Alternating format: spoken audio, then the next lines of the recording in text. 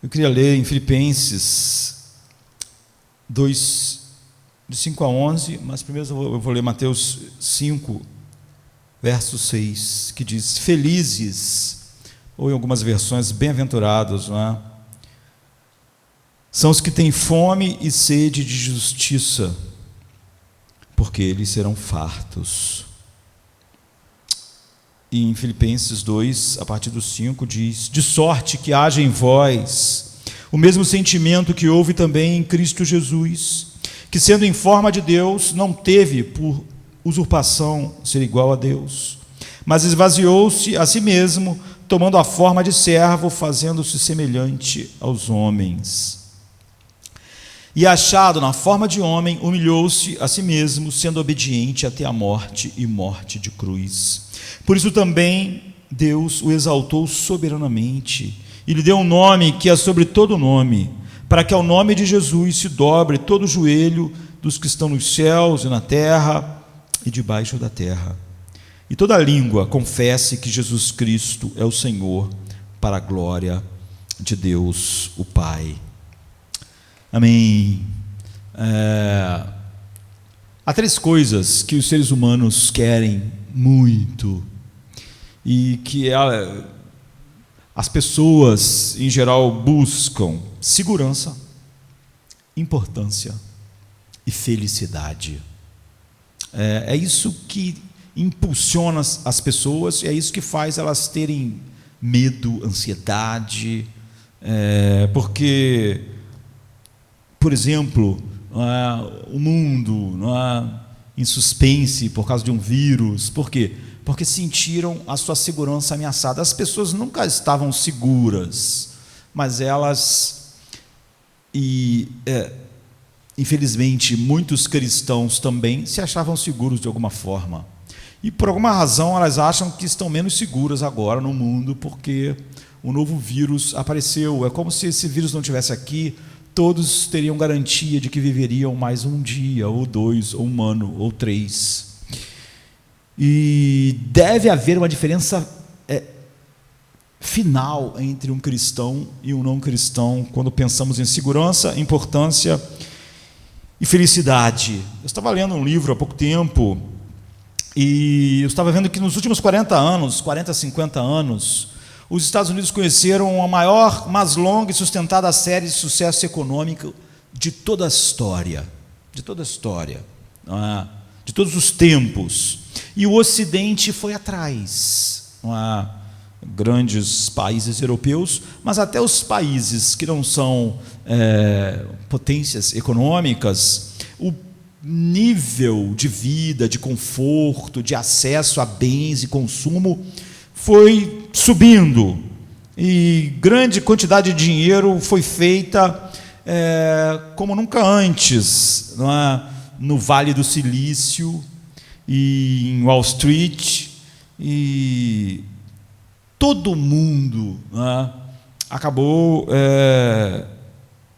tendo uma qualidade de vida melhor e acesso a bens. Então, isso incutiu em todos, criou uma cultura de sucesso. Todos vendo que era acessível ser bem-sucedido e ter sucesso. Então, o que eu quero dizer com a cultura de sucesso é que há mais ênfase agora em sucesso, em carreira, do que nunca houve na história. Então agora existem, por exemplo, mais milionários do que nunca houve na história.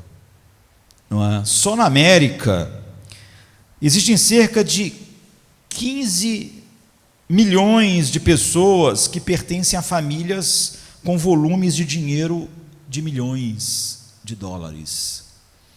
Então, não apenas isso, mas agora mais de 50% de todos os milionários têm menos de 50 anos de idade, não é? Ou 50 e poucos anos, já que esses dados têm alguns anos. Então, eu estava vendo um documentário sobre uma geração, né, os baby boomer, que é as pessoas nascidas, que são da geração que nasceu de 1946 até 1964. Ou seja, são pessoas que estão hoje com 55, 60. Por que são chamados assim lá nos Estados Unidos, e alguns países da Europa, na Austrália? Porque depois da Segunda Guerra houve uma explosão de natalidade. Eu não sei se foi meio para compensar os milhões que morreram na guerra. Então, houve uma explosão de natalidade que foi chamada de baby boom. Então, as pessoas dessa geração são os baby boomers. E essa geração foi a maior geração que já existiu. Porque, por exemplo, a cada 20 anos você tem uma geração nova. E essa geração tinha mais de 100 milhões, de 75 a 100 milhões de pessoas nessa geração. Nenhuma outra geração, que a gente, a cada 20 anos, foi tão grande quanto essa geração nessas nações. Mas o que aconteceu é que quando essas pessoas, ali nos anos 60, 70, 80, enfim, quando elas chegaram à universidade, era mais fácil entrar na universidade, apesar de haver a maior geração, ou seja, havia uma quantidade maior de pessoas, mas para entrar nas maiores universidades americanas, por exemplo, ou na Inglaterra, ou na Austrália, ou na França, era mais fácil, apesar daquela geração ser enorme, mais fácil do que hoje, não é? Porque nem todas as pessoas, apesar daquela ser a maior geração que houve, queriam entrar na faculdade, ou fazer pós-graduação, ou doutorado. A maioria queria um emprego e formar uma família. Mas hoje a ênfase é tão grande na carreira que na Europa, nos Estados Unidos, as gerações são bem menores do que aquela, mas é muito mais difícil entrar nas melhores universidades, porque há uma ênfase na carreira,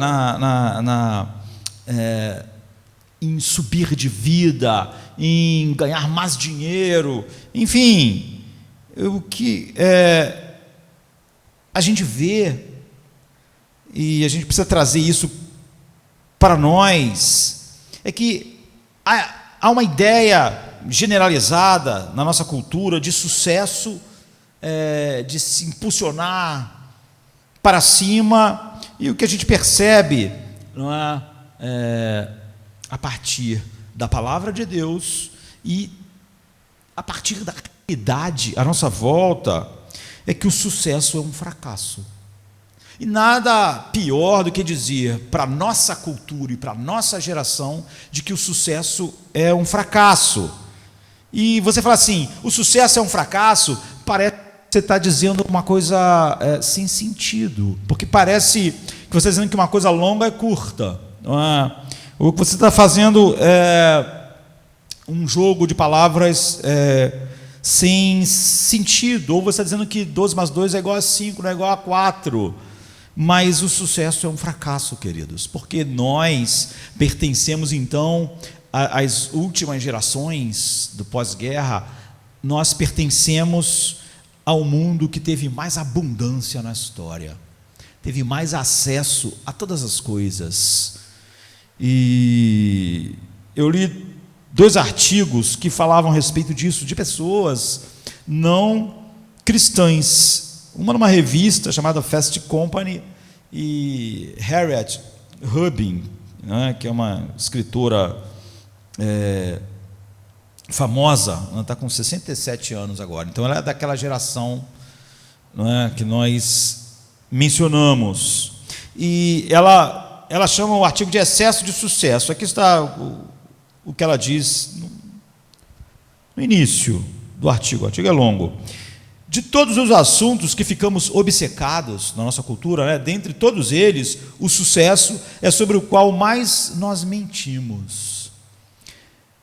Mentimos que o sucesso e o dinheiro nos tornarão seguros, que o sucesso e o poder nos tornarão importantes, que esse sucesso e a fama nos fará felizes.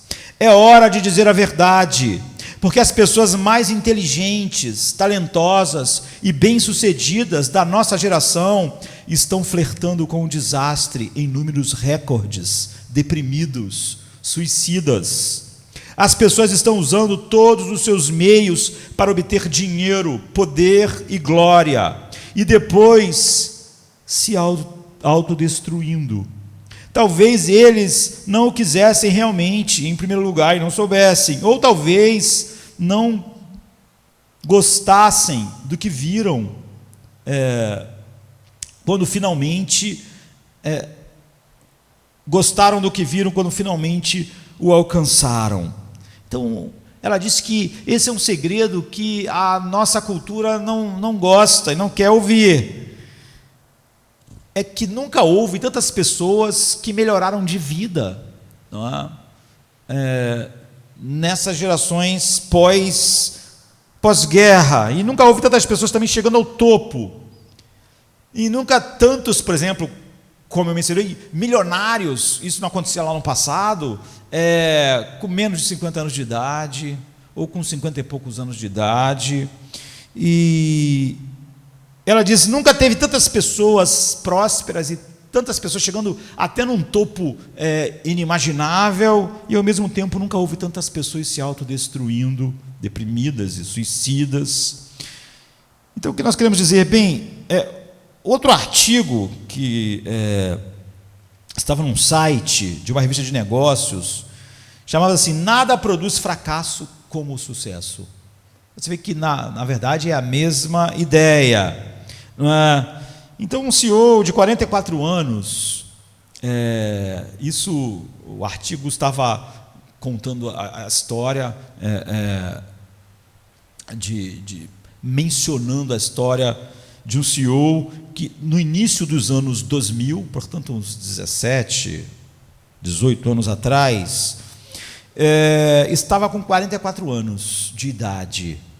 E Rogers Kirven, o nome dele, e ele abriu 6 empresas, todas elas deram certo, sabe esse boom de empresas, o Vale do Silício e etc. Ele abriu 6 empresas, todas elas ficaram enormes, e ele era o CEO de 2 empresas, e era o diretor-geral de todas as 6, mas ele não podia realmente dirigir as 6. Então ele diz que ele pagou um preço caro para chegar aos 44 anos com essas 6 empresas, e ele disse que sua família pagou um preço, ele disse que os filhos, né, a esposa, e ele disse que o corpo dele pagou um preço, ele disse, na verdade, que a alma dele pagou um preço. Então, o emocional dele, ele fala o espiritual, ele diz que ele não tinha tempo de alimentar essas coisas. Então ele se sentia aos poucos, aos 44 anos de idade, definhando, mesmo sendo CEO de 2 empresas e dono de 6 grandes empresas. Então, quando ele chegou aos 44 anos, de repente, um conglomerado de empresas também ofereceu a ele uma quantidade enorme de dinheiro, não é? Bilhões pelas 6 empresas dele. E de repente ele disse que pensou assim: era isso que eu estava esperando, não é? Por que eu paguei esse preço tão caro? Por que eu pressionei a vida tão forte para chegar aos 44 anos com essas 6 empresas e com essa fortuna? Por que a minha família pagou esse preço tão caro? Por que os meus filhos não tiveram a minha presença? Por que a minha esposa não teve a minha presença? Por que a minha alma pagou esse preço tão caro, porque o meu emocional pagou esse preço tão caro. Não é para isso? Então, agora ainda estou jovem, com 44 anos de idade, eu posso vender as 6 empresas, pegar esses bilhões e viver.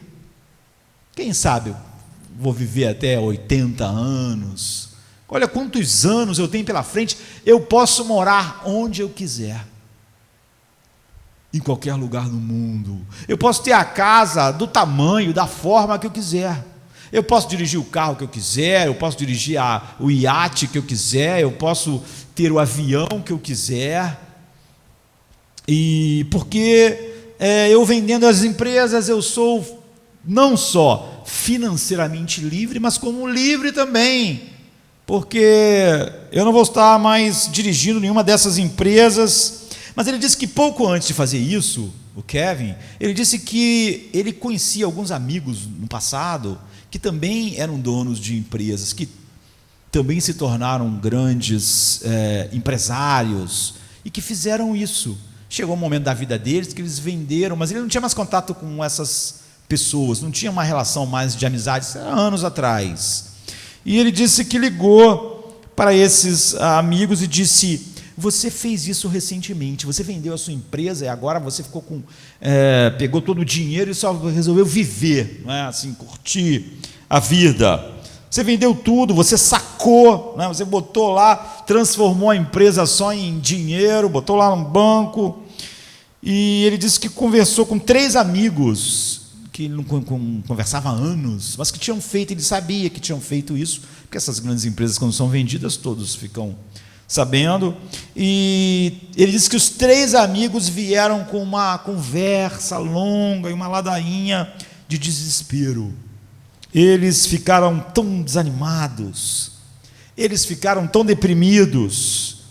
E ele disse que pensou: o que está acontecendo? Como assim? Como assim esses caras venderam jovens ainda essas empresas, pegaram esses bilhões e agora eles dizem para mim que estão deprimidos, desanimados? E Rogers Kive, então, ele disse que assumiu a tarefa de, antes de tomar a decisão dele, fazer uma pesquisa com 26 outros grandes empresários que nos últimos 5 anos tinham feito isso. Nesse caso não eram amigos dele.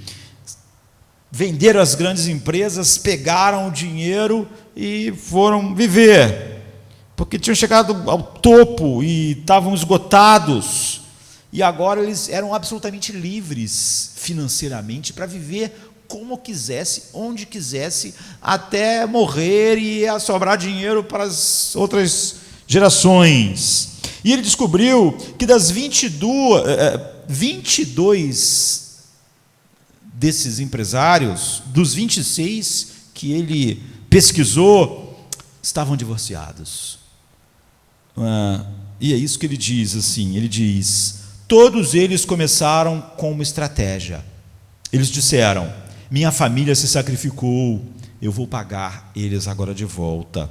Vou desenvolver minha alma, uma vez que eu sofri, vou me desenvolver emocionalmente. E ele diz: suas vidas, embora agora financeiramente sem problemas, estão em ruínas. Eles oscilaram da euforia de um novo projeto para um novo projeto, de um novo caso de amor para o outro caso de amor, mas ficaram deprimidos pouco tempo depois de chegarem lá. Você vê, ele diz: todos eles tinham um projeto assim, um plano. Agora eu vou me dedicar à minha família, à minha esposa, eu vou me dedicar aos meus filhos. E poucos anos depois eles estavam divorciados, passando de um caso amoroso para outro, longe da família, deprimidos. E todos eles tinham uma estratégia quando eles venderam as empresas. E isso lembra Mike Tyson, que as pessoas sempre... Mike Tyson era um boxeador, enfim, que normalmente derrubava o oponente no primeiro round, no segundo round. Mas é óbvio que as pessoas tinham que continuar lutando com Mike Tyson. E as pessoas sempre viam uma fragilidade no Mike Tyson. Ele é assim, ele vem logo para cima, ele ataca logo, eu vou fazer isso, vou fazer aquilo. E quando entrevistavam Mike Tyson, falavam assim, o oponente tal falou isso, isso. Ele, olha, todo mundo tem uma estratégia até ganhar um soco no queixo. Todo mundo que veio lutar comigo tinha uma estratégia, até entrar um soco no queixo, aí a estratégia acaba.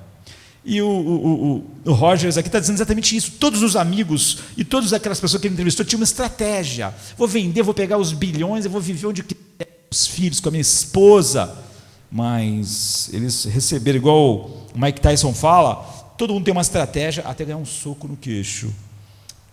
Por exemplo, provavelmente em novembro, em outubro do ano passado, todo mundo planejou esse ano, todo mundo tinha uma estratégia, assim, todo mundo tinha, clube de futebol, empresa, você, a gente aqui, todo mundo tinha uma estratégia. A gente que eu falo aqui, Jardim da Luz, todo mundo pensou como seria 2020, todos tinham estratégia.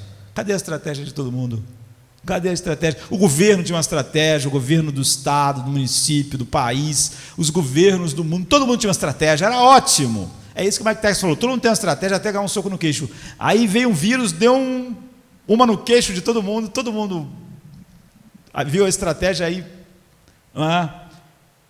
Eu tenho 50 anos. Se me falassem que no próximo ano não teria campeonato de futebol, que as escolas iam estar fechadas, você dizia assim, que isso nunca aconteceu, não vai acontecer isso. Então, todo mundo tem uma estratégia, Mike Tyson diz, até que o soco entre no queixo. Então, existe uma mentira, a mentira, eu já li no artigo da Harriet Rubin, o sucesso, ela disse, promete 3 coisas, segurança, importância e felicidade. Isso não acontece. Agora, o que eu gostaria de fazer é meio que passar por esses 3 pontos, porque eu acho que ela estabeleceu 3 coisas aqui no artigo, em segurança, importância e felicidade. É por isso que está todo mundo achando que precisa de sucesso na carreira, sucesso, está todo mundo lutando pelo sucesso, porque acredita que o sucesso vai trazer essas 3 coisas, segurança, importância e felicidade. E isso é uma mentira, diz ela, não sendo cristã. E isso é uma maneira excelente de examinar os pontos, não é? Como e por que o sucesso não fornece segurança nenhuma?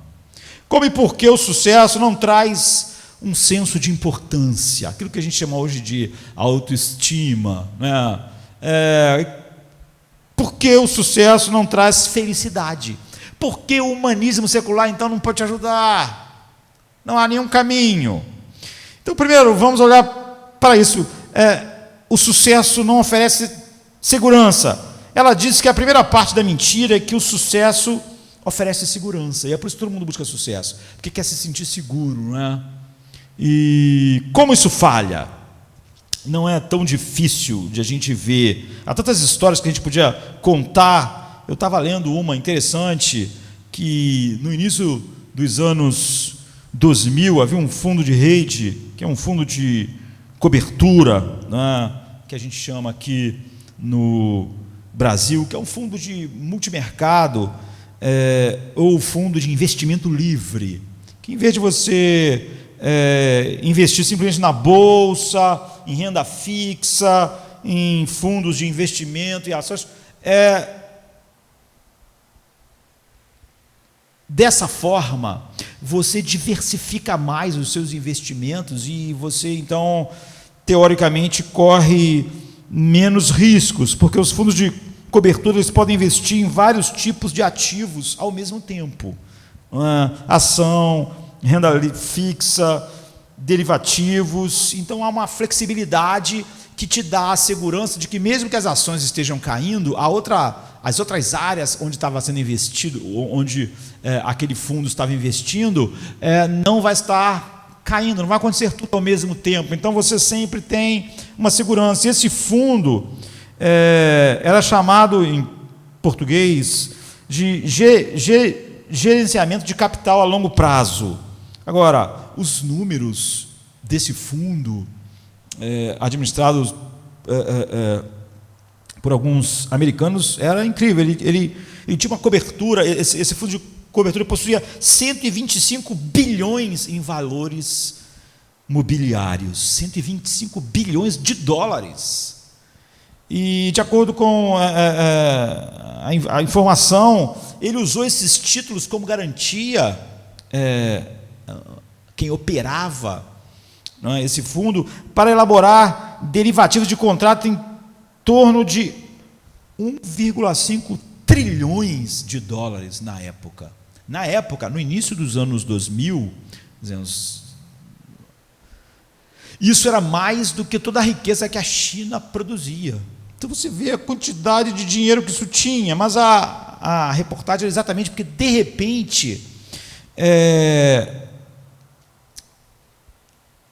aquele fundo começou a entrar em colapso.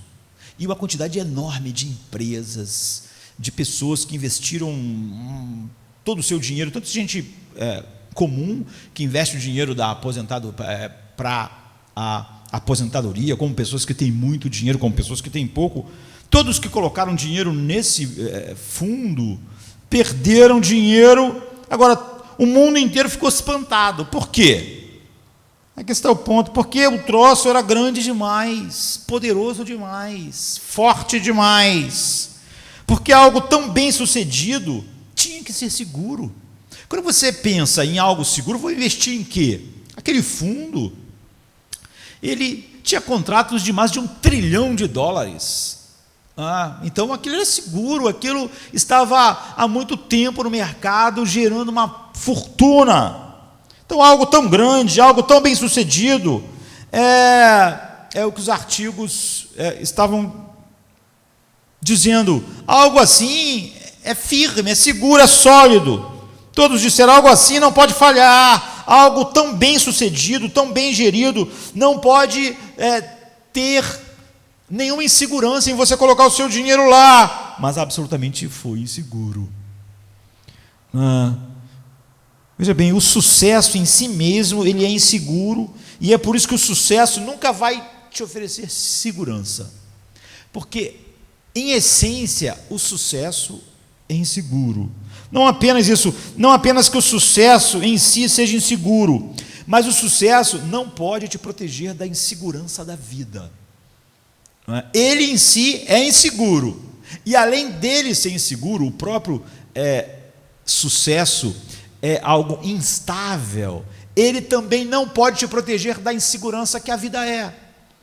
Então a própria vida é insegura. Estava lendo sobre uma menina, uma jovem que se formou numa das maiores universidades americanas, com 25 anos, subindo a escada da carreira já, e ela, no artigo, estava dizendo que ela comia certo, se exercitava, alimentação saudável, nunca fumou, tinha o peso certo, se exercitava todos os dias, estava na academia e se formou numa das maiores universidades do mundo, a carreira e as oportunidades surgindo. Então, uma pessoa jovem, com saúde, se alimentando bem, fazendo exercício. Em fevereiro, ela disse que começou a sentir um frio. E desse pequeno frio, ela acabou descobrindo, porque aqueles pararam uns dias, ela acabou tudo lá no médico, viu o que era, e ela descobriu que um vírus atacou o coração dela. 12 meses depois, ela disse que estava deitada numa mesa está com mau contato aqui. Ela estava deitada numa mesa com o peito aberto, ligada a máquinas, esperando um coração, esperando um transplante de coração. 2 meses depois, que ela sentiu, aqueles frios. E ela fez um transplante de coração, mas estava preocupada, não é, em ter problemas de rejeição que estavam acontecendo. O que ela escreveu é o seguinte, que uma coisa ela sabe, que mesmo que não haja a rejeição, a vida dela mudou completamente, e a vida dela certamente, ela disse, vai ser mais curta do que ela imaginou. Então, você vê 25 anos, saudável, alimentação saudável, exercícios, nunca fumou, tudo certo, não traz segurança, sabe? Todas as coisas que você está fazendo agora para ficar seguro, então, faça, mas isso não está te deixando seguro de verdade. Essa menina, de repente em fevereiro sentiu um frio, 12 meses depois, ela não tem mais um coração. E ela parecia ser não só alguém que estava decolando, né, na carreira, como fazia tudo certo.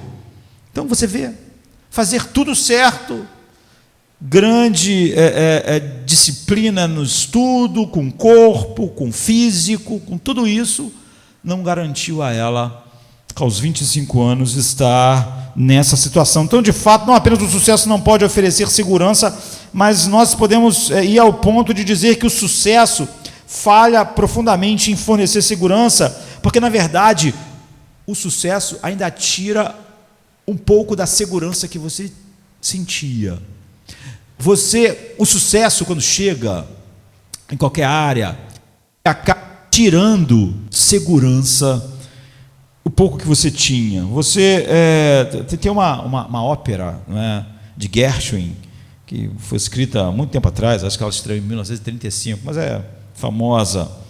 E tem na época foi meio revolucionário, tinha 4 horas a primeira vez que foi encenada na Broadway, depois diminuiu, mas Gershwin é um dos maiores artistas americanos, e tem uma música de Porgy Bess.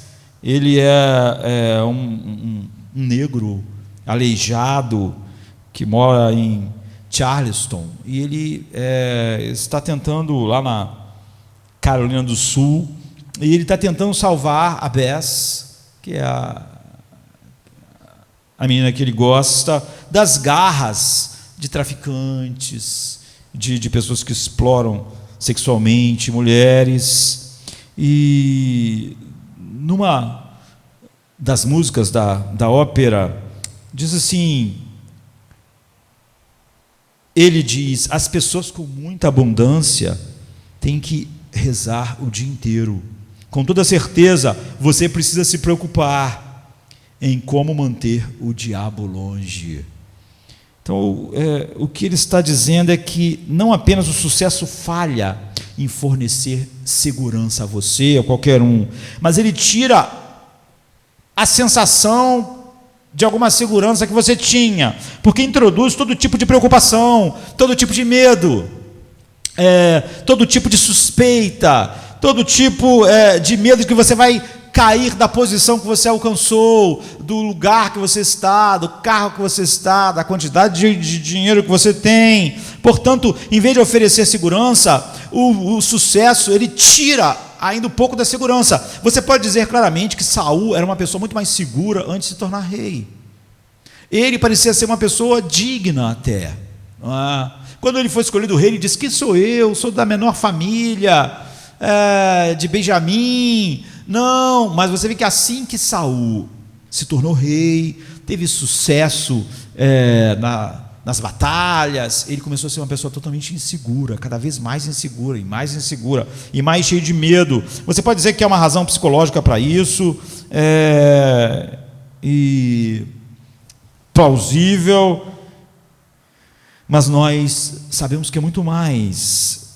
Se você for uma pessoa brilhante, em qualquer que seja a coisa, e você está subindo a escada, e você obtém sucesso, se sua vida está indo bem, em qualquer área, nem estou falando só de dinheiro, Se você está indo bem fisicamente, igual essa menina que eu estava mencionando, 25 anos, malhando, saudável, forte.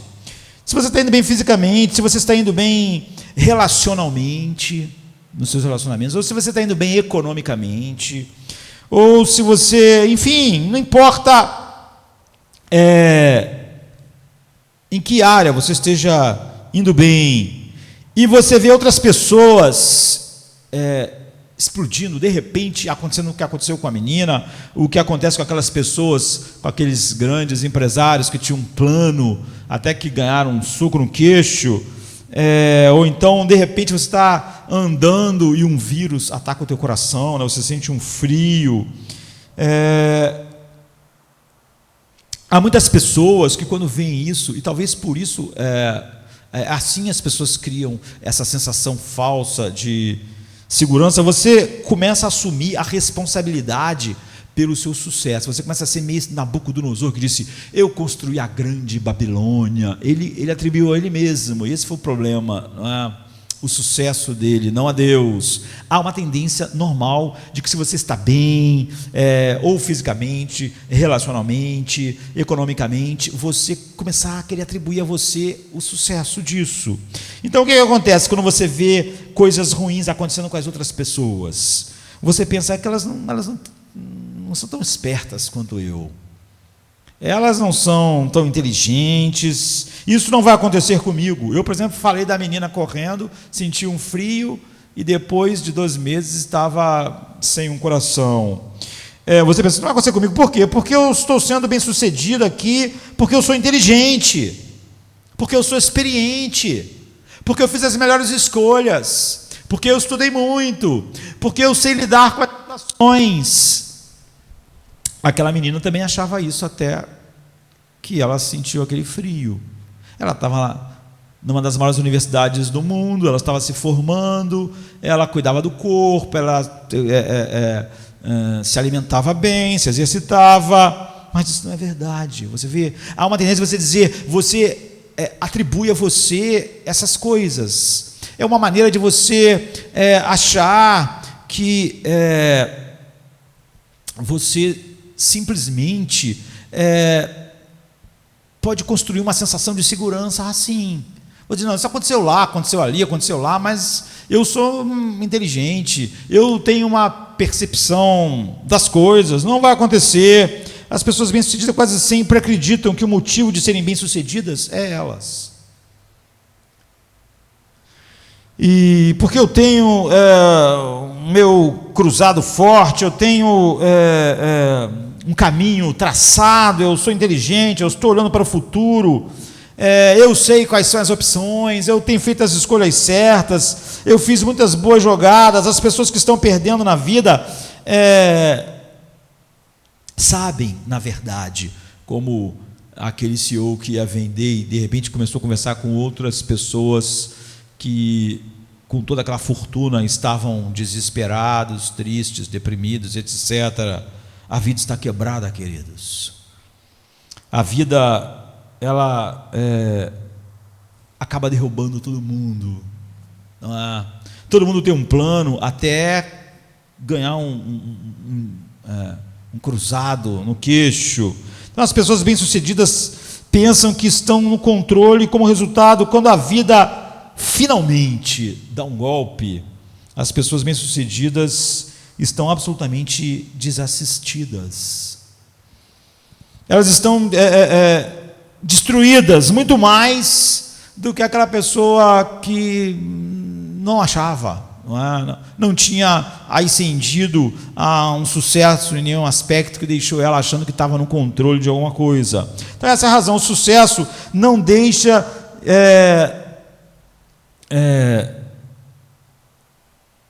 você mais seguro, mas te deixa vulnerável e incapaz quando a vida finalmente te acerta. E ele mesmo é algo totalmente instável e rouba até um pouco da segurança que a pessoa tinha antes. Então, é uma razão espiritual, não é? A razão espiritual é que a insegurança da vida não é uma coisa econômica.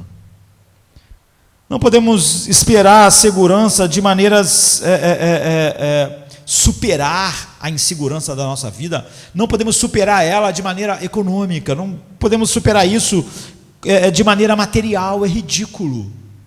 É por isso que o humanismo ele é todo materialista.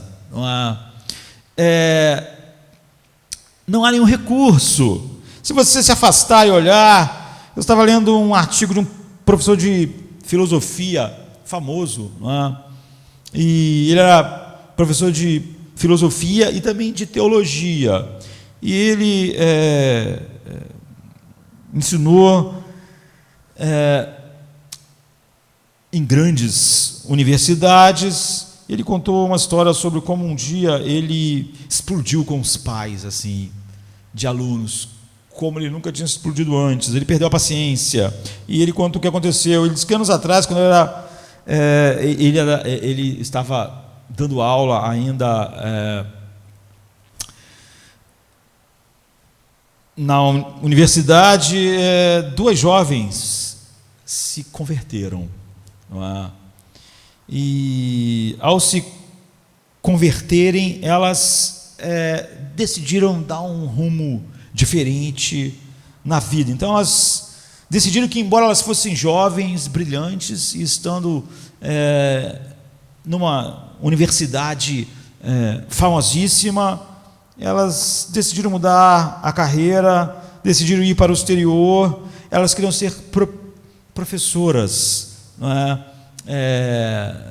Na África, na Índia, e decidiram, se prepararam para isso, prepararam as coisas. Quando os pais delas descobriram, eles ficaram loucos. Eles foram para a faculdade e se sentaram com esse professor, que era orientador delas, e eles acreditavam, os pais, que porque ele já era um adulto, né, certamente ele veria exatamente como os pais delas estavam vendo. E eles se sentaram, sentou a filha, os pais e ele, e eles começaram a dizer: agora, querida, você teve uma experiência religiosa, tudo bem, isso não é especial, é bom, é enriquecedor ter uma experiência religiosa. Os pais dela dizendo para ela, junto nessa encontro com o professor: mas você não percebe, filha, que a vida é insegura? Você não percebe como a vida é dura? Você não percebe o quão é difícil e como é lobo comendo lobo? Como a vida lá fora é dura? Você não sabe como é a realidade, porque você nunca esteve lá fora.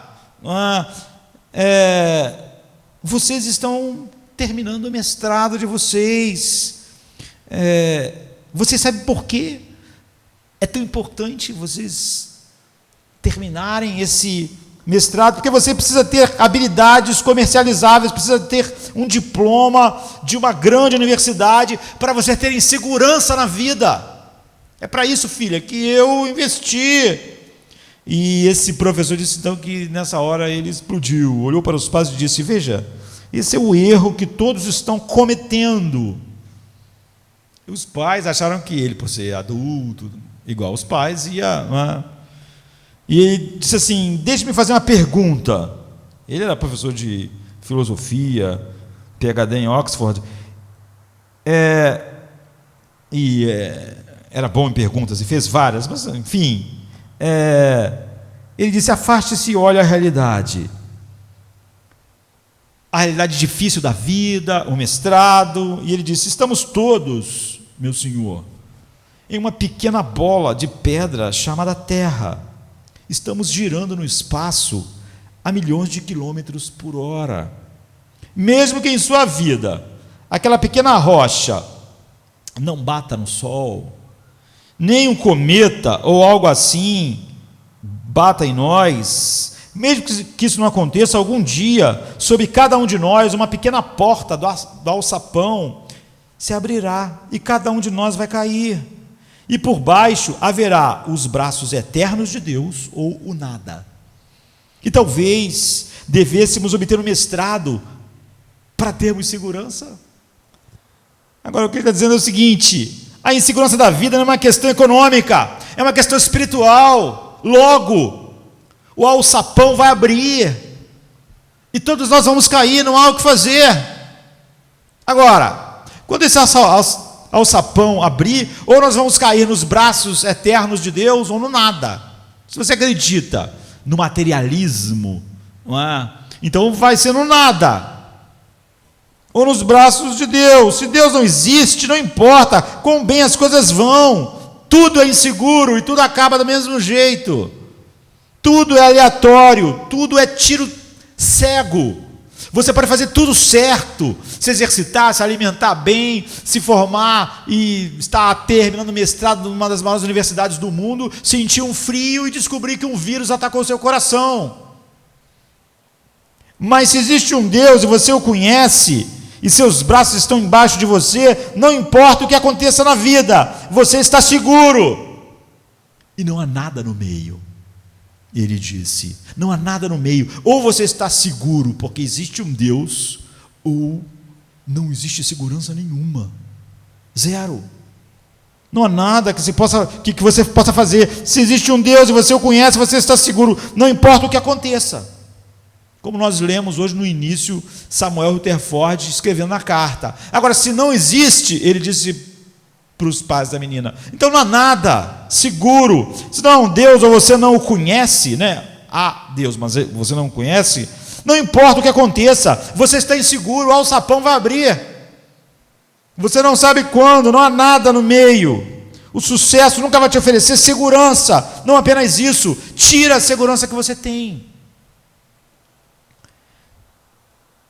Porque gera medos, temores de perder o que você conseguiu, o cargo que você está, a saúde que você tem, o sucesso físico, gera o medo, às vezes desmedido, como você vê nas pessoas hoje, de perderem a saúde. Elas dizem que é porque é consciência com outro, mas na verdade, a maioria das pessoas tem um medo assustador da ideia da morte. E, em segundo lugar, o sucesso não entrega a importância. Nós temos que a segunda parte da mentira era que o sucesso não traz importância, não faz você se sentir alguém, ser alguém. Você se lembra que a Harriet Hubby disse no artigo, o sucesso e o poder nunca lhe darão importância. Por que não? Bem, a gente pode pensar sobre isso alguns minutos, já que o tempo está passando rápido.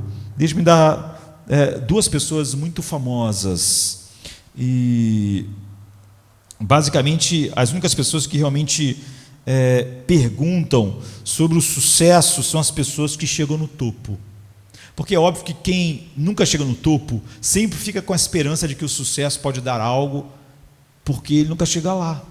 É como a esperança da visão que você vai ter em cima da montanha, mas você nunca foi lá em cima. Então você pode até ficar com a esperança que a visão é maravilhosa, você nunca chegou lá. Então essas pessoas são os únicos que podem realmente dizer como é lá em cima. Só aqueles que subiram lá no Everest podem dizer como é a visão lá de cima. Se você vê uma montanha e nunca esteve no topo, nunca chegou nem perto, então você não pode dizer como é lá em cima, é óbvio, não é? As pessoas que estão lá em cima, elas podem nos contar. Agora, aqui estão dois casos interessantes. Um que é muito famoso e o outro que não é muito famoso. Mas os dois alcançaram o topo. Você não precisa ser famoso para alcançar o topo. Eu, por exemplo, estava mencionando um empresário que tinha 6 empresas, bilionário, e não é famoso. Agora, a questão é, o sucesso não dá segurança, mas pode dar importância. Há uma reportagem na revista Vogue da Madonna que ela diz assim: eu tenho uma vontade de ferro e toda a minha vontade sempre foi conquistar um sentimento horrível de inadequação que eu tenho. Eu empurro continuamente contra esse sentimento e me descubro como um ser humano especial quando ela consegue um sucesso, e tal. Mas depois chego a outro estágio e acho que sou medíocre e desinteressante. Acho que tenho que superar isso de novo, de novo, de novo e de novo. Minha motivação na vida é um medo horrível de ser medíocre. Porque mesmo quando sinto que sou alguém, ainda acho que, depois de um tempo, tenho que provar que sou alguém de novo. Minha luta provavelmente não vai terminar nunca. A Madonna está dizendo isso ali. Ela sempre faz um grande sucesso, então ela diz que se acha que é alguém. Mas logo depois ela sente que ela não é e ela tem que provar de novo, fazer outra coisa. Provar de novo, de novo, de novo, porque ela nunca vence esse sentimento. Por si só, você pode achar não tão útil, mesmo que eu ache isso muito interessante, a menos que você coloque isso num próximo pequeno testemunho. Não é? Madonna é alguém que ganhou muito dinheiro, famosa, mas John B. Evans, editor das maiores revistas americanas, né, da metade do último século até o fim, né, ele morreu com 66 anos, e várias revistas famosas que nós conhecemos, famosas mundialmente, eram editadas por ele. Ele trabalhou para Rudolf Murdoch, que é um dos homens mais ricos do mundo até hoje, e as pessoas diziam que ele era como se fosse o Yoda, não é, do Murdoch, porque ele dava os conselhos. O Murdoch, o Rupert Murdoch está vivo até hoje, né, está com 89 anos. E então ele diz algo interessante. Esse que se tornou assim, o Yoda, né, das empresas lá de comunicação do Murdoch. Ele diz assim, ele diz que todos nós temos que imaginar a vida como dois barômetros. Um é como o mundo te vê, ele diz. O outro é como você se vê. Dois barômetros. Um é como o mundo vê você e o outro barômetro é como você mesmo se vê. E ele diz assim, à medida que a sua posição no mundo aumenta, sua autoimagem cai. Porque os CEOs que estão no topo do mundo têm problemas com autoestima. Autoestima, depressão, substâncias químicas. Ele disse, é simples. As pessoas que se sentem como sacos de excremento supercompensam e agem como deuses. Agora, você pode achar que ele usou palavras pesadas, né? Mas nós nunca tivemos lá no topo onde ele viveu a maior parte da sua vida, e viveu até morrer. O que ele está dizendo é o seguinte: toda vez que eu recebo uma conquista, uma outra conquista, um grande reconhecimento, apenas por um momento isso promete que vai fazer eu me sentir importante, e quase imediatamente isso desaparece. Eu acho que tem que ir cada vez mais alto, e quanto mais alto eu for, mais difícil é recuperar aquele sentimento. O que ele está dizendo é o seguinte: quando ele editou a primeira revista, que não era muito famosa, e fez sucesso, ele teve uma sensação de importância, de que ele era alguém, e ele recebeu isso das pessoas, mas isso logo passou.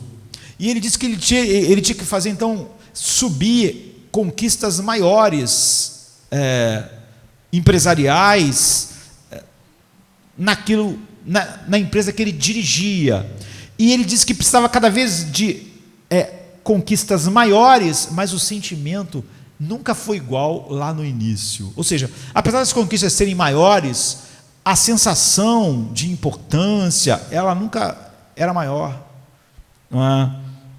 Eu acho que tem que ir cada vez mais alto, e quanto mais alto for, mais difícil é recuperar esse sentimento. Então, John B. Evans realmente diz que existem dois barômetros. Imagine isso: quanto mais alto você vai na estima do mundo, ele diz, mais baixo o teu barômetro. Quanto mais alto o mundo te vê, mais baixo você se vê. Isso é estranho, não é? Veja, o sucesso não apenas não lhe dá importância. De acordo com o Evans e a Madonna. O sucesso faz algo, ele realmente tira o teu senso de importância. Por que faz isso? A gente está cheio de como e porquê para cada uma dessas questões. Por que isso acontece? Naquele artigo que a gente viu da Hyatt, ela entrevista um conselheiro que diz algo incrível. Esse conselheiro diz que a conquista é o álcool do nosso tempo, não é o sucesso.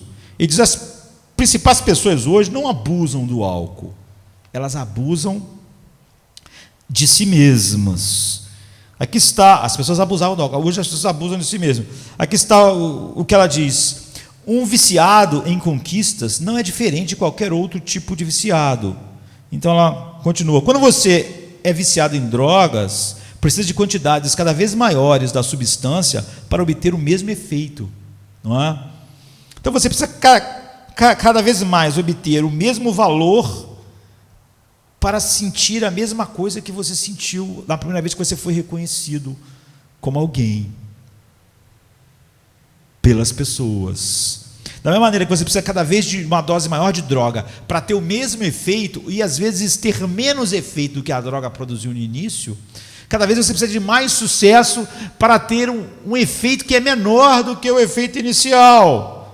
Então ela diz que é exatamente o mesmo com a conquista. Se a maneira principal de experimentar importância é através da conquista de qualquer coisa, não é?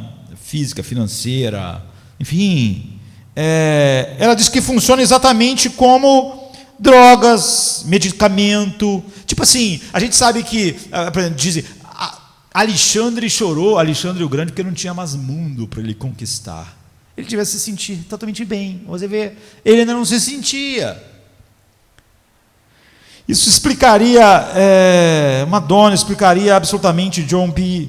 Evans. Você se torna viciado quase no minuto em que você alcança aquilo que você queria. Há uma euforia, mas quase imediatamente há uma depressão. É por isso que quem usa drogas, e algumas drogas mais rapidamente, produz euforia, o crack, mas logo depois a pessoa já está no buraco precisando de mais. Você precisa de mais, precisa aumentar, você precisa ganhar mais dinheiro, você precisa ter mais sucesso, você precisa ter um show maior, você precisa ter mais músculo, mais beleza. Não só nunca lida com a sua mediocridade, mas também faz você se sentir pior. Você vê, a Madonna diz que logo depois de um grande sucesso, ela começava a se sentir medíocre de novo, ela tinha que fazer algo maior ainda, precisava de uma dose maior. Você precisa de doses cada vez maiores para cada vez menos recompensas. Então o drogado está cada vez injetando mais drogas, mas a sensação que ele sente é menor do que no início. Mais para menos, mais para menos, mais para menos. Agora, qual é a razão espiritual para isso? É por esse motivo, se você ainda não sabe que é importante, a conquista, ela se torna um vício, não apenas conquista, não é qualquer coisa que faz você se sentir importante. Você vai precisar cada vez mais daquilo, você fica preso cada vez mais para uma sensação menor de autoestima. Então, algum tempo atrás, Joyce Maynard, que é uma romancista americana, está com 66 anos, ela escreveu uma autobiografia chamada Em Casa no Mundo. Ela é uma escritora que tem um certo, assim, não é famosa como os grandes escritores da história, mas, enfim, teve uma carreira. E ela escreveu essa autobiografia e grande parte dela, ela conta na biografia o que ninguém sabia, que quando ela tinha 18 anos, ela teve um caso de amor com J.D. Salinger, que é quem escreveu alguns livros famosíssimos, como O Apanhador no Campo de Centeio. Então ele já era alguém com uma certa idade e ela uma menina de 18 anos. E ela teve um caso de amor com ele. Ninguém sabia, mas ela, quando escreveu essa autobiografia, ela escreveu isso. E as pessoas acharam estranho, porque ela escreveu assim: embora eu tenha escolhido há muito tempo deixar de lado a história da minha experiência com Jerry Salinger, ela disse: eu não vou falar muito sobre isso, não vou me arrastar, não vou contar para o mundo, não vou fazer essa coisa exibicionista. Ela disse que disse muito tempo isso para ela mesma, mas chegou um momento que ela decidiu, nessa autobiografia, contar. Ela diz: porque ao longo de 2 décadas, 20 anos, né, uma parte de mim continua acreditando que a maior evidência do meu valor e autoestima era a minha capacidade de inspirar, ainda que de forma fugaz, o amor e o carinho e a aprovação desse grande homem. Ou seja, isso saiu em letras grandes no New York Times, né, porque ainda mais nos dias de hoje, durante 20 anos, o que deu a ela um senso de importância foi que, ainda que de maneira fugaz, com 19 anos, ela despertou o amor e o interesse daquele grande escritor famoso, né? E ela tem seu valor associado, então, a esse homem. Ela diz que durante 20 anos, isso é que fazia ela... E é por isso que ela é viciada, é por isso que, mesmo depois de todos esses anos, ela precisou contar para todo mundo. Isso alimentou o valor dela, mas chegou uma hora, você vê, ela tinha tanta necessidade disso para se sentir alguém, que ela acabou escrevendo um livro e contando para todo mundo. Mesmo que ela tenha dito que durante muitos anos ela nunca ia expor isso. Então ela precisa contar para todo mundo, para se sentir... Essa exposição enorme que ela teve, esse caso de amor, que ninguém sabia, para ela se sentir importante. Agora... porque ela precisa se sentir importante e valiosa. Nós podemos dizer que pobre mulher, né? Mas todo mundo tem alguma coisa, queridos. Essa mulher está admitindo que durante 20 anos ela tirou o seu senso de importância e autoestima por ter despertado o amor daquele homem, né? Desse grande escritor. Mas todo mundo tem alguma coisa: o casamento, o dinheiro, a carreira. E porque se você não sabe, se você não tem um senso de quem você é, você vai ter que tirar a sua importância de alguma coisa, da sua casa, do seu carro, do seu trabalho, da sua coisa, e você fica escravo, porque é óbvio que aquilo te dá uma sensação de euforia inicialmente, mas que isso passa, você precisa de mais, como a droga. Então, tem um escritor chamado Isaac Dinensen, que na verdade é só um pseudônimo de Karen Christensen, que é uma baronesa, né, dinamarquesa. Então ela foi uma escritora famosa, mas nunca com o nome dela mesmo. E ela coloca dessa forma assim: autoestima é a fé. Ela morreu em 62, antes de eu nascer. Autoestima é a fé na ideia que Deus tinha quando Ele fez você, ou seja, que é a fé de que Deus tinha algum propósito, né? Que a tua vida tem algum propósito. As pessoas que não têm boa autoestima, quase todos, né? O pai dela, por exemplo, da escritora, se suicidou, porque ele tinha sífilis. Numa época que ter essa doença, você era estigmatizado. E ele acabou se suicidando por causa disso, o pai dela. E ela era baronesa, importante. As pessoas que não têm boa autoestima não estão cientes de nenhuma ideia que Deus teve ao fazê-las. E às vezes faz você duvidar de que alguma vez houve alguma ideia para a sua vida, né? Ou então se perdeu, e quem a encontrará novamente? Eles têm que aceitar como sucesso o que os outros oferecem a eles, e levar sua felicidade e até a si mesmo na citação do dia, ou seja, aquilo que as pessoas vão falar de você hoje, disso vai depender quem você é, sua autoestima. Então ela diz que você está escravo daquilo que você acha que te faz importante. Você acha que é a carreira? Você acha que o que te faz valer a pena a vida é o teu casamento? É o dinheiro? É o corpo? É o físico? as tuas realizações intelectuais, então você fica escravo disso.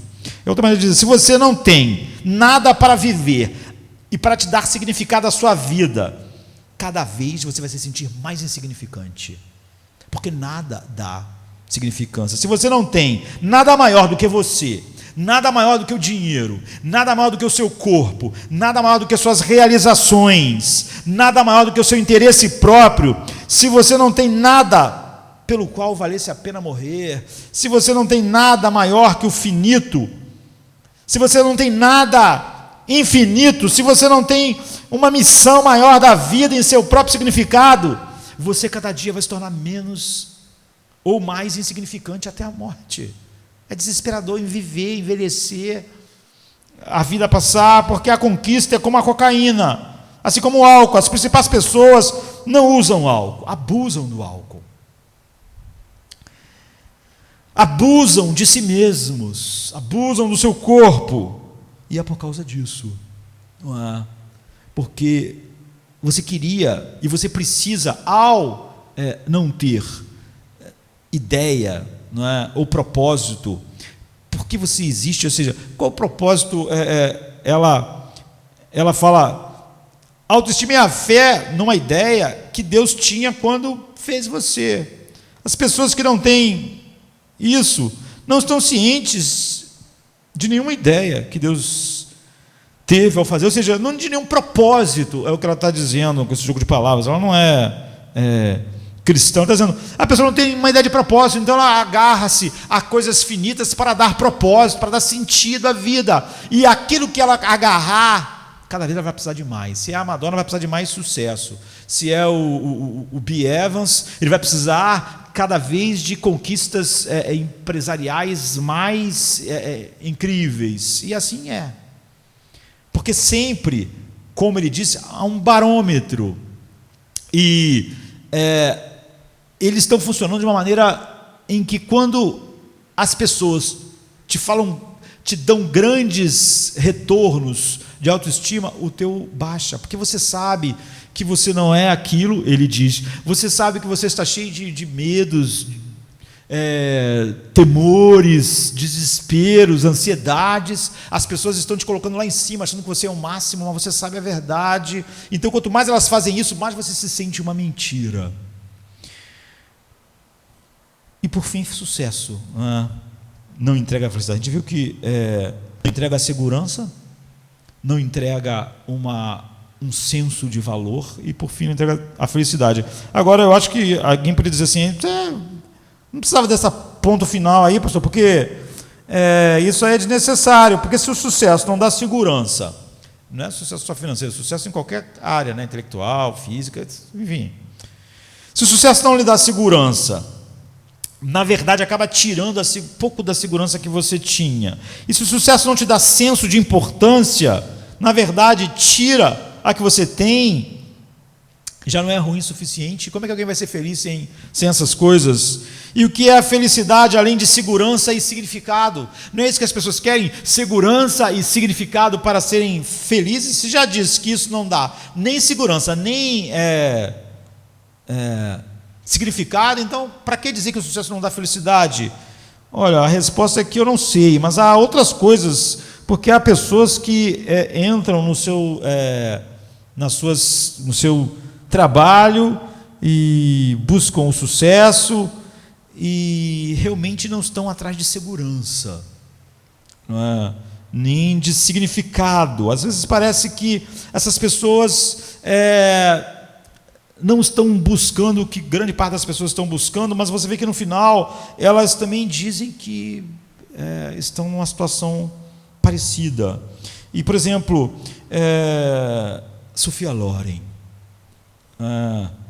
A Sophia Loren é uma das atrizes mais premiadas da história, e vamos combinar, uma das mulheres mais lindas da história.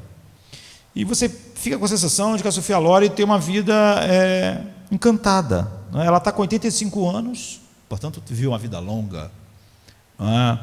E em uma entrevista, há alguns anos atrás, ela disse o seguinte: minha vida é o que eu sonhei.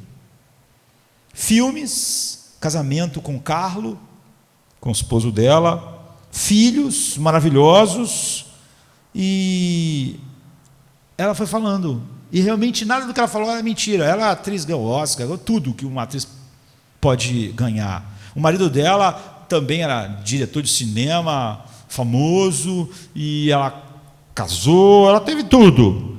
E ela diz assim: só me falta uma coisa. Aí você pensa, filhos maravilhosos, linda, sucesso, está com 85 anos, não é?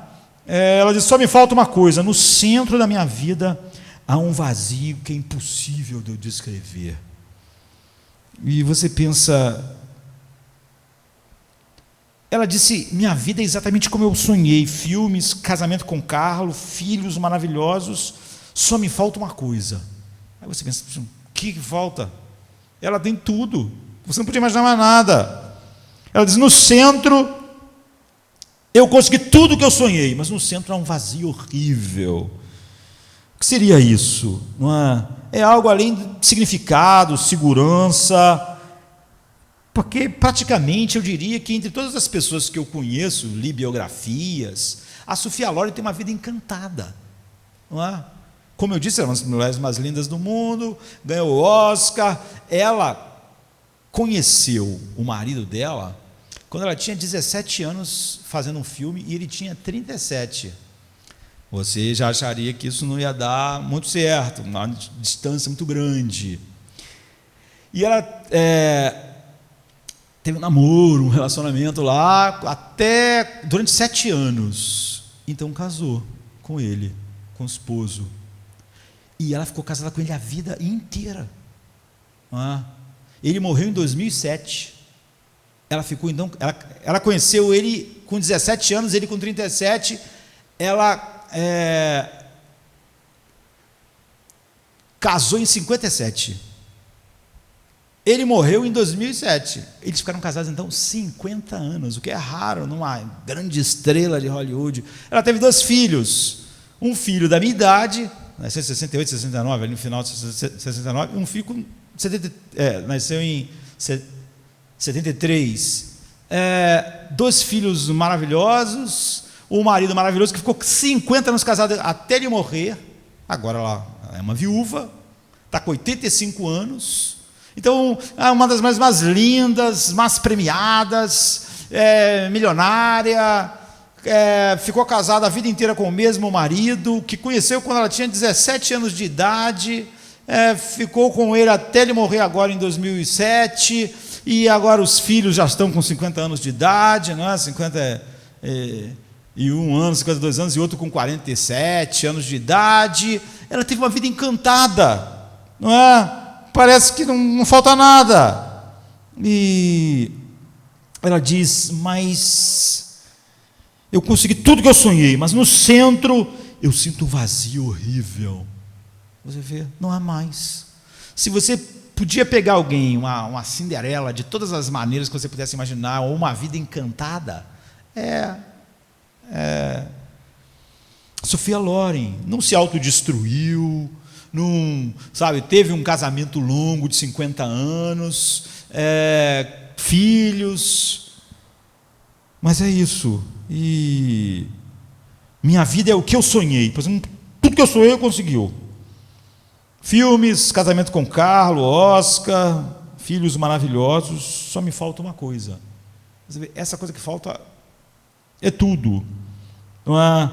E há uma escritora americana que escrevia numa revista que não existe mais, The Village Voice. Ela é uma das revistas mais famosas dos Estados Unidos, ganhou prêmios Pulitzer, mas ela parou as versões vendidas, né, assim e tal, e agora em 2017, 18, ela até a forma eletrônica dela acabou, mas foi uma das revistas mais famosas que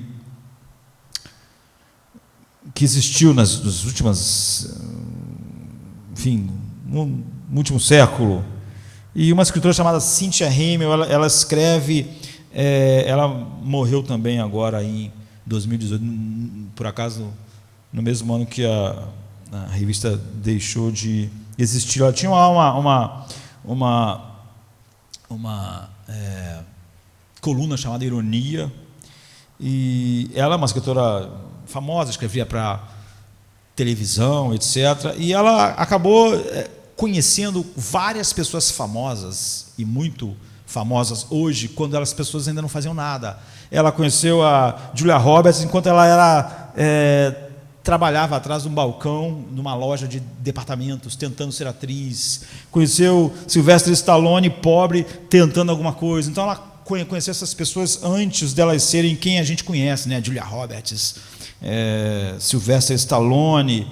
E ela diz assim, aquela coisa gigante pela qual eles estavam lutando, ela menciona umas 10, 15 pessoas assim, que hoje são muito famosas, mas que ela conheceu trabalhando em lojas, enfim. Ela diz assim, aquela coisa gigante pela qual elas estavam lutando, aquela coisa de fama que tornaria tudo bem, que tornaria suas vidas suportáveis, que lhes proporcionaria satisfação pessoal e felicidade, aconteceu. Todos eles conseguiram, né, daquelas pessoas que ela está mencionando. No dia seguinte, elas acordaram e elas ainda eram elas mesmas. A desilusão as deixou deprimidas e com um humor insuportável. Porque elas pensavam que quando elas fossem o astro de Hollywood, elas iam acordar se sentindo maravilhoso, mas elas acordaram e elas ainda eram a mesma pessoa. Ela diz, eu acho que uma das maneiras mais comuns de Deus debochar de nós é nos dar tudo o que a gente quer, só para a gente acordar miserável no outro dia. E é como, ela não é cristã, é como se Deus estivesse dando uma risada, dizendo, está vendo, tudo o que você queria não fez de você ninguém diferente do que você era antes. Então, Paulo diz, aprendi a me contentar em abundância e em ter falta. Eu quero que você saiba que é muito mais difícil, talvez, se contentar em ter abundância, porque a Cynthia Hamel está dizendo exatamente isso, que a Sophia Loren, por exemplo, disse, a Sophia Loren disse, eu tive tudo, um marido maravilhoso, fiquei casado 50 anos com ele, ou seja, namorei 7 anos e fiquei 57 anos com o Carlo, tive 2 filhos, ela lindíssima, Oscar, mansões, e ela disse, só consegui tudo, mas eu não sou uma pessoa feliz. Eu não fazia ideia, ela está dizendo, de como é difícil ser feliz. Talvez, se você não é Sophia Loren, você ainda acha que ser feliz não é tão difícil. Isso é para você ver o tamanho da miséria do coração do homem. Ela não tem mais nada para fazer para ser feliz.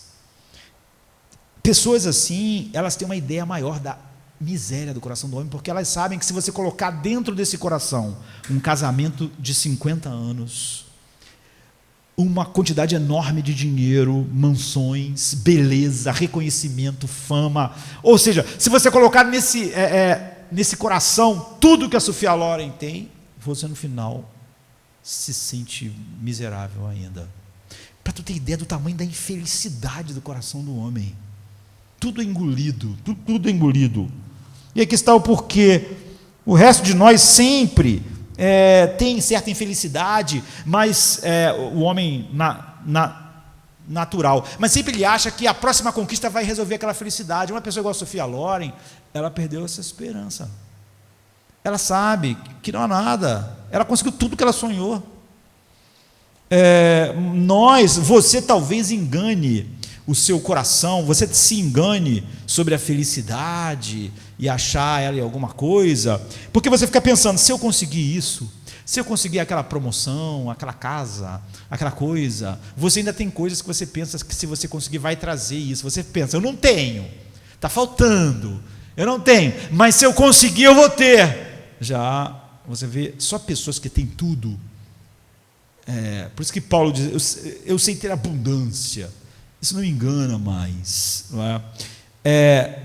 E ele, quando tinha isso, como ele não tirava disso nada, ele não estava nem melhor nem pior, ele tinha algo que lhe dava essas coisas que nós buscamos assim.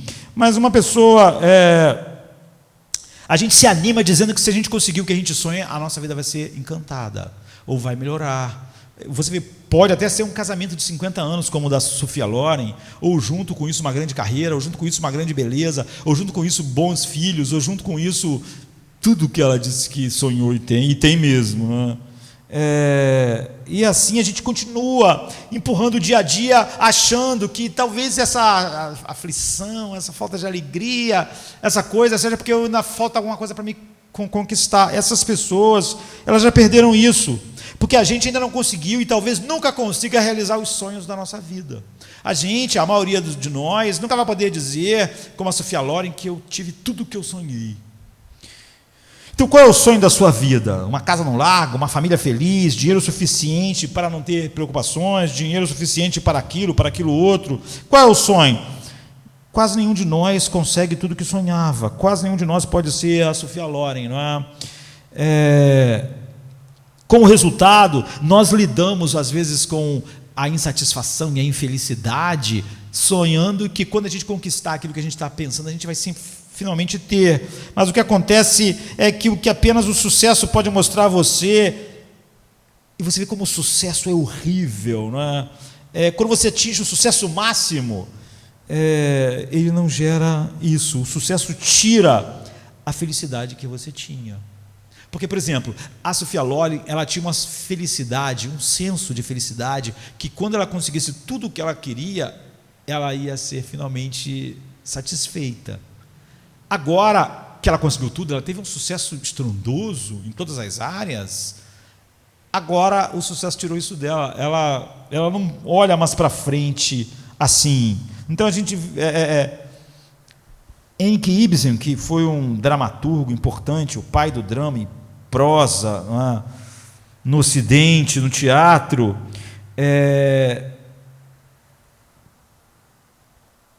ele dizia a mesma coisa.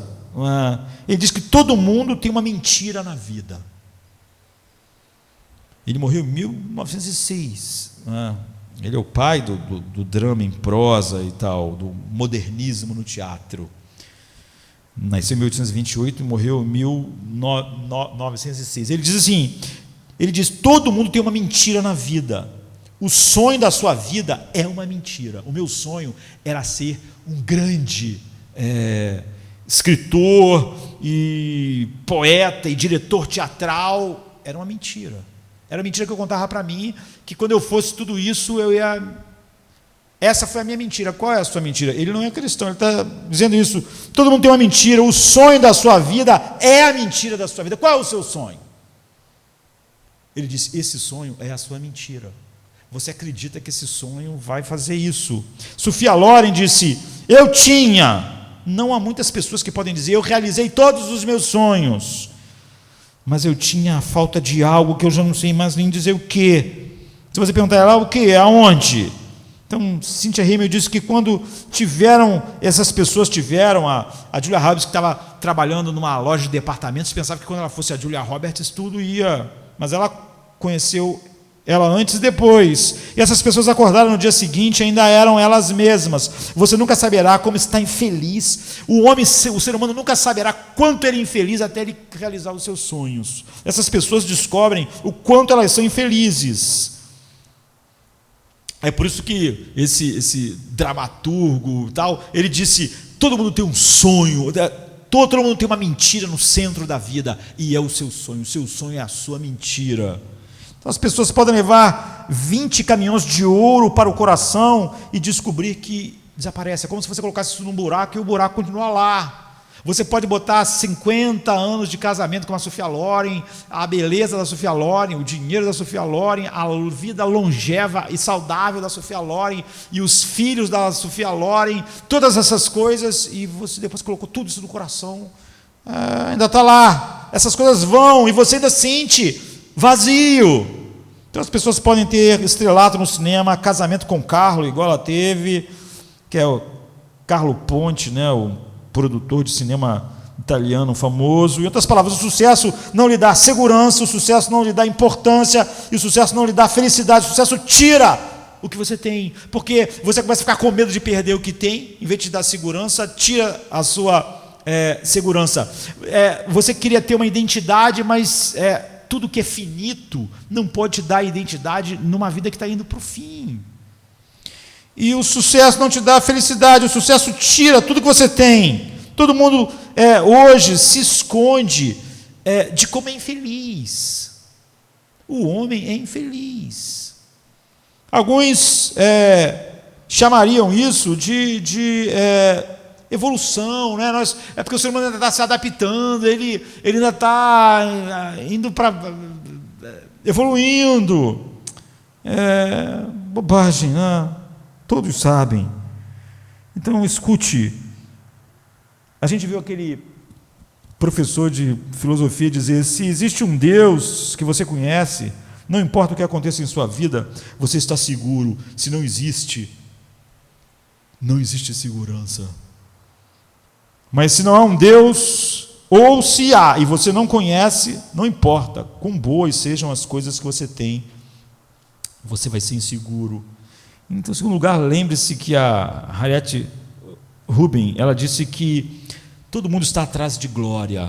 Eu estou encerrando. Diz assim: de todos os assuntos que ficamos obcecados, dentre todos, o sucesso é sobre o qual mais mentimos, que o sucesso e o dinheiro nos tornarão seguros, que o sucesso e o poder nos tornarão importantes, que esse sucesso e a fama nos fará felizes. É hora de dizer a verdade, porque as pessoas mais inteligentes, talentosas e bem-sucedidas da nossa geração estão flertando com o desastre em números recordes, deprimidos e suicidas. As pessoas estão usando todos os seus meios para obter dinheiro, poder e glória. Essa é a palavra que ela usa. A palavra glória na Bíblia significa peso. A palavra glória na Bíblia significa algo que dura. Se você conhece Deus, tudo que você faz tem glória, tem peso.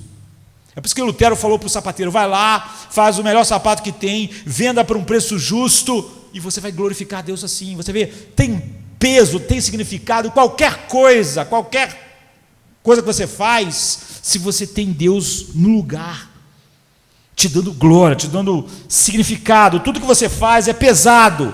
Faça um sapato, e se você não tem isso, você pode ser a Sophia Loren, e não tem peso, não tem glória. Não importa o que aconteça, se igual aquele filósofo falou, se não existe Deus, ou se você não conhece, nada que você faz importa, e tem peso, e tem glória, porque nada dura. E por fim, Jesus Cristo, a gente tem um paradigma que é uma abordagem totalmente diferente. É inacreditável que os cristãos estejam na mesma escuridão do nosso mundo, porque veja, a única maneira de você ser feliz é você parar de tentar ser feliz. A única maneira de obter o sucesso é se você parar de tentar ser bem-sucedido para obter essas coisas. A Bíblia está repleta desse ensino. Se alguma coisa, e esse é um segredo espiritual, diz, o texto que a gente leu para abrir em Mateus, diz o quê? Felizes são os que, você imaginaria que quando Jesus está falando sobre felicidade, ele ia dizer que felizes são os que têm fome e sede de felicidade, que busca a felicidade, que anseia e que quer. Ele diz, felizes são os que têm fome e sede de felicidade. Não, tem fome e sede de justiça, não é? Ou seja, você não tem a fome de felicidade, você tem uma fome por outra coisa que traz felicidade. Mas Cristo, ele é o arquétipo definitivo da nova abordagem para o sucesso. Porque nós lemos Filipenses 2 e diz: embora ele fosse igual a Deus, esvaziou-se de sua glória. Hoje ele está em glória, mas ele está em glória não porque ele buscou a glória. Você vê, ele se esvaziou da sua glória. Como ele conseguiu essa glória que manifesta perfeitamente a glória de Deus? Ele se esvaziou disso. Como ele se tornou ótimo? Ele se abaixou e se tornou um servo. Cristo diz: o caminho para subir é descer, a maneira de governar é servir, a maneira de poder é entregar o poder. Ele venceu fraco na cruz. Jesus provou isso, e é por isso que a única maneira que você tem para ser feliz é admitir que você é infeliz, e que todos os homens são infelizes, e Porque todos os homens estão achando que estão procurando coisas para dar segurança, significado, né, autoestima e felicidade. Mas não existe isso. Jesus disse que essa busca é fútil. E os cristãos ainda buscam conselho com homens que não conhecem nada a respeito, que estão na maior escuridão, porque eles também se acham, se sentem assim. Então a única maneira de você se tornar feliz é ir para a única fonte possível de segurança, importância e felicidade. É estar em Cristo, dizer, ordene a minha vida, não é? Seja o Senhor dela. Na verdade, é tão maravilhoso quando você lê os mitos das religiões, histórias antigas e tal. Hércules, todos eles são fortes, poderosos. Então você vai para a Bíblia e você se surpreende, né? Você encontra Abraão, Moisés, Davi, Pedro. Todos eles estão caindo aos pedaços, não é? Eles estão todos cheios de dúvida, eles são todos meio idiotas às vezes, eles estão todos lutando. E por quê? Você sabe por quê? Porque o coração do cristianismo há algo totalmente diferente do que há no coração de todas as religiões que o ser humano inventa. Você tem um sucesso que foi um fracasso. O maior sucesso é a cruz. Um sucesso através do fracasso. Uma vitória sobre a morte através da morte. Você tem um Deus que ficou fraco, sendo todo-poderoso, e morreu por nós para que pudéssemos ser salvos por graça soberana. Essa é a razão pela qual o primeiro passo para o sucesso é admitir o seu fracasso moral, a sua infelicidade, e não ter nenhuma esperança em nada neste mundo e nenhuma outra coisa para resolver os problemas do coração do homem. O primeiro passo é esse. Se não é essa a tua fé, então a tua fé não é a fé que flui das páginas da Bíblia. O primeiro passo para a fé é admitir que você não tem